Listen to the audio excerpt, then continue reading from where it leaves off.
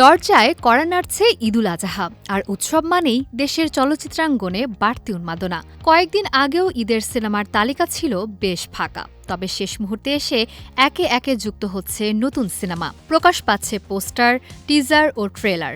সব মিলিয়ে এবার কোরবানির ঈদে প্রেক্ষাগৃহ জমে উঠতে যাচ্ছে ৬ সিনেমার বড় লড়াইয়ে।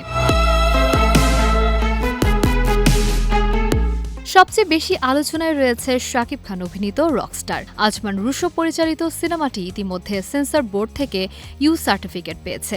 এক রকস্টারের উত্থান পতনের গল্প নিয়ে নির্মিত এই সিনেমায় শাকিবের সঙ্গে দেখা যাবে সাবিলা নূর, তানজিয়া জামান মিথিলা ও সুনিধি নায়েককে। পোস্টার ও টিজার প্রকাশের পর থেকেই সিনেমাটি নিয়ে দর্শকদের আগ্রহ তুঙ্গে। সারা দেশের মানুষ থপথপ করে গেল। ঈদের আরেক আলোচিত সিনেমা মালিক। সাইফ চন্দন পরিচালিত এ সিনেমায় জুটি বেঁধেছেন আরেফিন শুভ ও বিদ্যা সিনহা মিম। ট্রেলার জুড়ে ক্ষমতা, প্রতিশোধ ও আবেগের মিশেলে এক অ্যাকশনধর্মী গল্পের আভাস মিলেছে। মায়ের সম্মান রক্ষার লড়াই থেকে অপরাধ জগতের ক্ষমতাধর হয়ে ওঠার গল্প উঠে এসেছে সিনেমাটিতে। সাধু ভাই, একটা কথা শুনো, এমন একটা ফল আছে।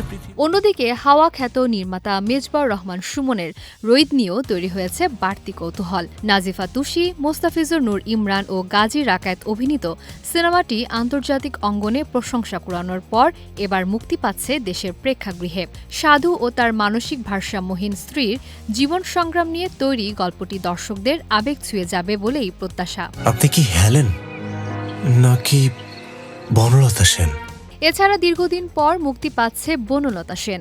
জীবনানন্দ দাশের কালজয়ী কবিতার চরিত্রকে কেন্দ্র করে নির্মিত এই সিনেমায় অভিনয় করেছেন খায়রুল বাশার ও মাসুমা রহমান নাবিলা। এই দুর্ধর্ষ চিরনবীন যুবকের সঙ্গে একই সঙ্গে দর্শকদের আগ্রহের কেন্দ্রে রয়েছে সৈকত নাসির পরিচালিত মাসুদ রানা এবং জাহিদ জুয়েল পরিচালিত পিনিক সিনেমাটি।